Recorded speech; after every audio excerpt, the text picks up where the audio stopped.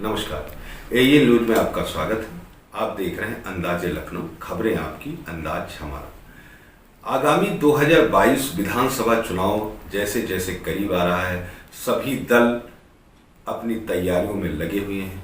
कानपुर से खबर आ रही है कि समाजवादी पार्टी अल्पसंख्यक सभा के अध्यक्ष जमालुद्दीन जुनैदी ने सीधे भारतीय जनता पार्टी पर निशाना साधते हुए कहा कि भाजपा समाज को हिंदू मुस्लिम में बांटकर सत्ता हासिल करना चाहती है। 2022 में सपा की सरकार बनाने के टिप्स भी दी। आज किस लिए बैठक करी है? क्या है? आज समाजवादी पार्टी अल्पसंख्यक सभा की मासिक बैठक है और इसमें समीक्षा बैठक भी हम लोगों ने शामिल किया है ताकि भविष्य में जो 2022 में चुनाव आ रहा है विधानसभा का, तो समाजवादी पार्टी की सरकार बनाने में हम लोगों अल्पसंख्यकों की क्या भूमिका है और उसको किस तरीके से जो है हम लोग और आगे बढ़ाने का काम करेंगे, सहयोग करेंगे, बूथों तक जाने का काम करेंगे। और अल्पसंख्यक सभा जो है अपना एक बूथ 10 यूथ का कार्यक्रम चला रही है जो सभी वार्डों में निरंतर जारी है और भविष्य में भी कानपुर शहर में 110 वार्ड हैं। सभी वार्ड अध्यक्षों को इस बात के लिए कह दिया गया है कि आप अपनी अपनी वोटर लिस्ट बनाइए और हम लोग निरंतर डॉक्टर इमरान साहब के संपर्क में हैं और अल्पसंख्यक सभा अपनी बूथ कमेटी पूरी बनाकर वोटर लिस्टों पर काम कर रही है और 2022 में माननीय अखिलेश यादव जी की सरकार बनाना है, उनको पुनः मुख्यमंत्री बनाना है। देखिए, हमारे मुद्दे जो 2012 वाले चुनाव में भी जो थे वो विकास के थे और जो कहा माननीय राष्ट्रीय अध्यक्ष जी ने वो उसको किया। कम समय में इतना विकास आज तक की किसी भी उत्तर प्रदेश की सरकार ने नहीं कराया है। माननीय राष्ट्रीय अध्यक्ष जी ने हाईवे बनवाया, तमाम तरीके के विकास हैं जो जिनकी एक लंबी लिस्ट है, फहरिस्त है। लेकिन जब से ये भाजपा की सरकार 2017 में बनी है, इसने केवल बांटने का काम किया है, हिंदू को मुसलमानों को आपस में लड़ाने का काम किया है, भाई को भाई से लड़ाने का काम किया है और किसी भी तरीके के कोई भी विकास कार्य नहीं कराए। लखनऊ से खबर है, जिला अधिकारी अभिषेक प्रकाश के निर्देश पर अवैध गोदामों पर होगी बड़ी कार्रवाई। आबकारी, पुलिस और उद्योग विभाग की संयुक्त टीमों द्वारा होगी छापेमारी। लखनऊ से जिलाधिकारी अभिषेक प्रकाश के निर्देशन पर अवैध गोदामों पर बड़ी कार्रवाई। आबकारी, पुलिस और उद्योग विभाग की संयुक्त टीमों के द्वारा अवैध गोदामों पर की गई छापेमारी। स्प्रिट के छोटे ड्रम, नकली डीजल, पेट्रोल के 50 भरे ड्रम और लगभग 100 खाली ड्रम किए गए जब्त। अवैध तरीके से बनाई जा रही स्प्रिट व नकली डीजल बनाने वाले गिरोह पर अभिषेक प्रकाश द्वारा की गई कड़ी कार्रवाई। ठाकुरगंज पुलिस द्वारा लालबाग क्षेत्र में बन रही अवैध स्प्रिट व डीजल बनाने वाले गिरोह पर की गई कार्रवाई।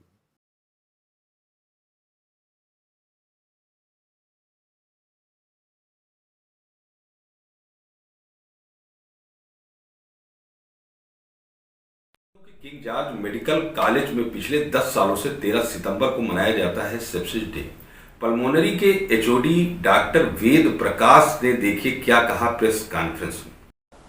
आम भाषा में बात करें तो जो इन्फेक्शंस होते हैं वो इन्फेक्शन चाहे वायरस का हो, चाहे बैक्टीरिया का हो, चाहे फंगस का हो, चाहे प्रोटोजोआ का हो, जितने भी इन्फेक्शंस हैं ये सेप्सिस कॉज करते हैं। माने ये सेप्सिस इससे होती है इन्फेक्शन से।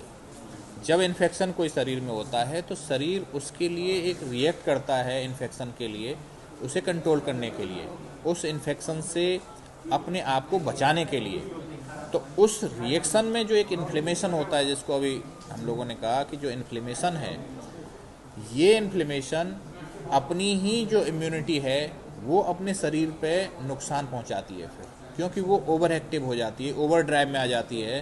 तो उसके चलते फिर जो ऑर्गन्स हैं उनका फेलियर होने लगता है, सीरियल ऑर्गन फेलियर होने लगता है और मरीज़ मल्टी ऑर्गन डिस्फंक्शन में चला जाता है।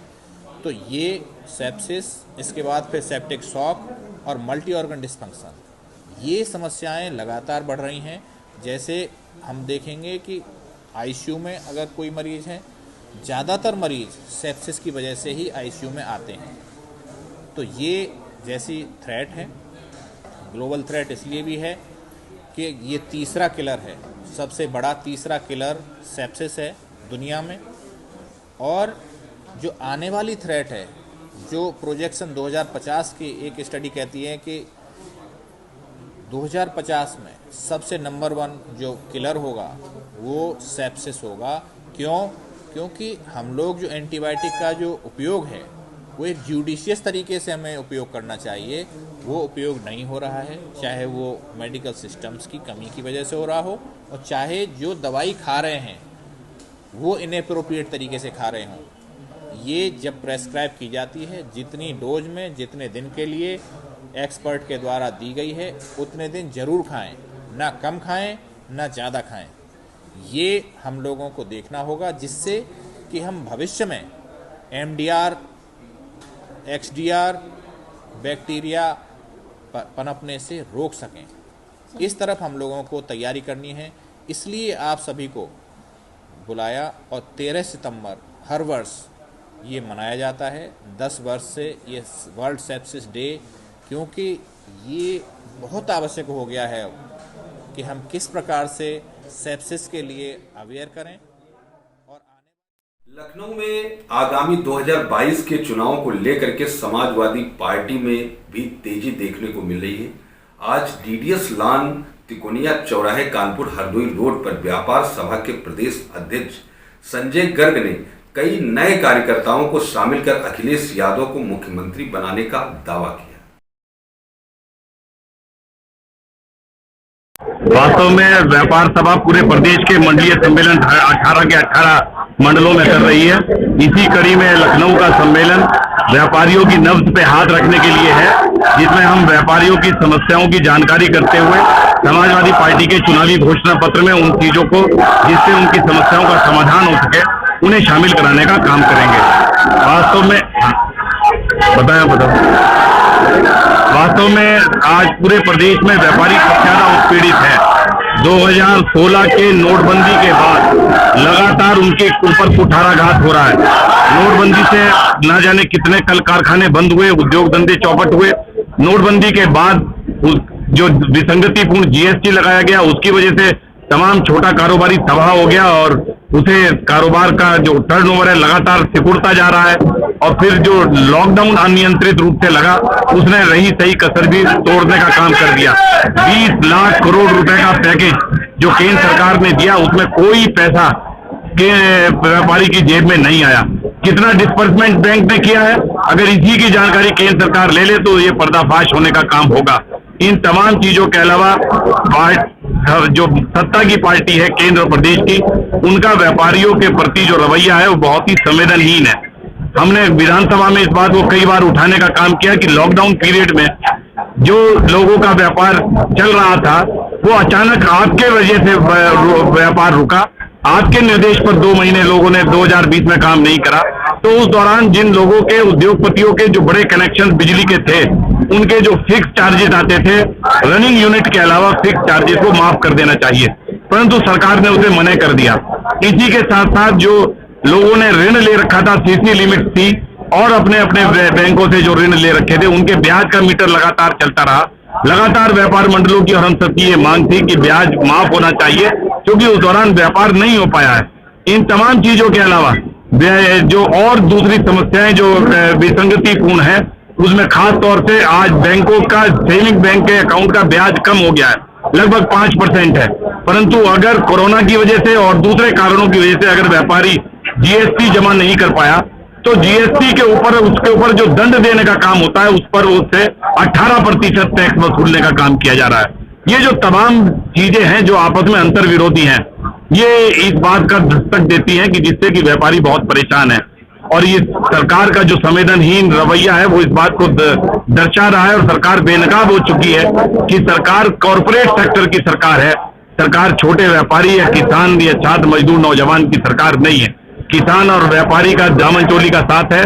पिछले 9 महीने से किसान चिल्ला रहा है कि तीनों कृषि बिल उसके खिलाफ हैं और किस तरह से गल्ला व्यापारी तबाह हो रहा है।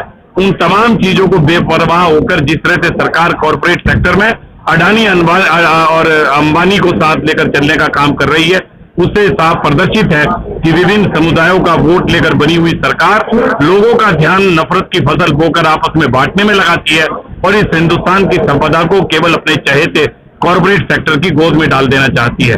इन तमाम चीजों को समाजवादी व्यापार सभा पुरजोर तरीके से विरोध करती है और उनके समाधान के लिए अपने चुनावी घोषणा पत्र में उन तमाम चीजों को शामिल करने का काम करेगी।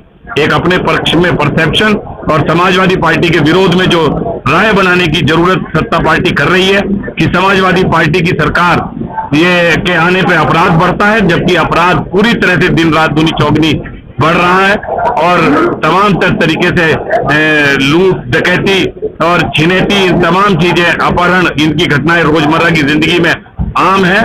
और अखिलेश यादव जी ने समाजवादी पार्टी पूरी मेजोरिटी के साथ 350 के टारगेट को पूरा करने का काम करेगी।